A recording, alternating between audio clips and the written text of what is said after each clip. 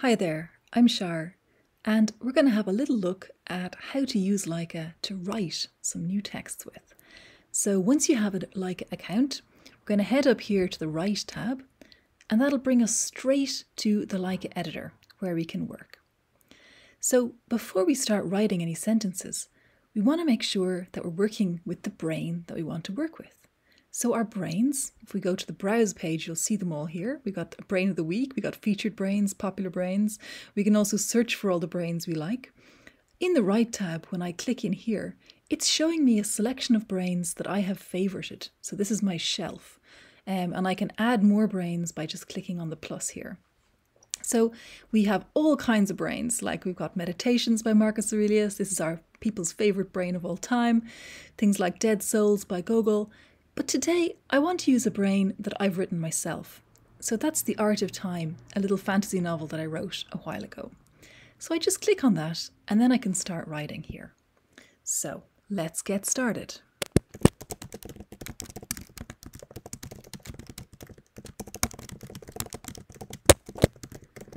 So I'm just going to write a little sentence about the characters in my book, heading for the big city of Elkior.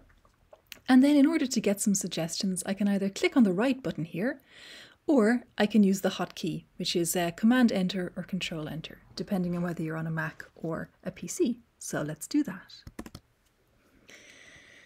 And then it'll immediately bring us in an immediate suggestion. Now, before we look at the suggestions, I just want to point out this new button that's popped up here, Alternate. Every time we ask LAIKA for suggestions, it's going to give us 3. And we can alternate between those 3, cycle through them until we find the one that we like the most.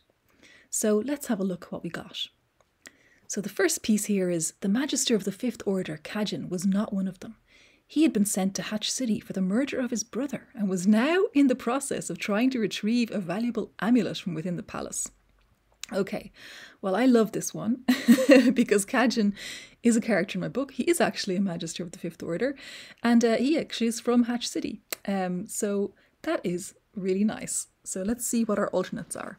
We can either click on Alternate here or use the hotkey. So I'm going to use the hotkey, which in this case is Command, as you can see here.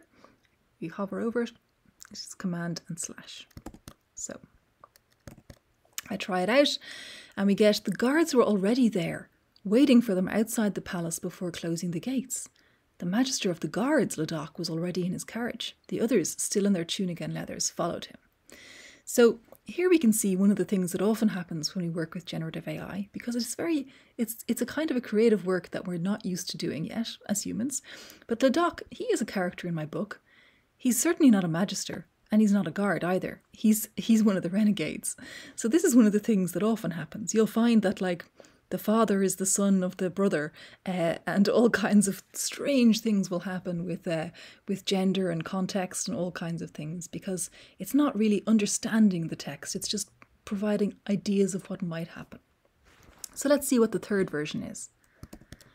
They set off in small groups of 3 to 7, each carrying a full basket of supplies. As they approach the gates, they are greeted by a stern-faced guard, clad in dark robes and carrying a longbow. Very fantasy. I like this one. So we can alternate between them again and choose which one we like the most. So I don't think I like the Kajin one as much. I liked how much it was referring to the context, but I think this is the one that I like the most, because I like this stern-faced guard, clad in dark robes, carrying a longbow. So let's continue from here and see what happens next. The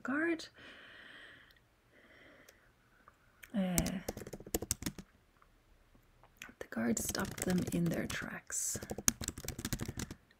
and demanded to see their papers. Okay, let's see what happens next.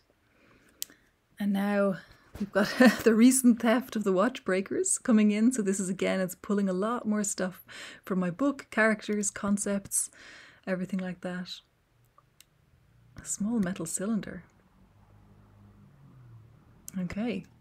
They handed him a small slip of paper, and the guard looked at it and then at the others and said, "You'll be required to show us the relevant forms and the relevant proof of age at the time of the ceremony."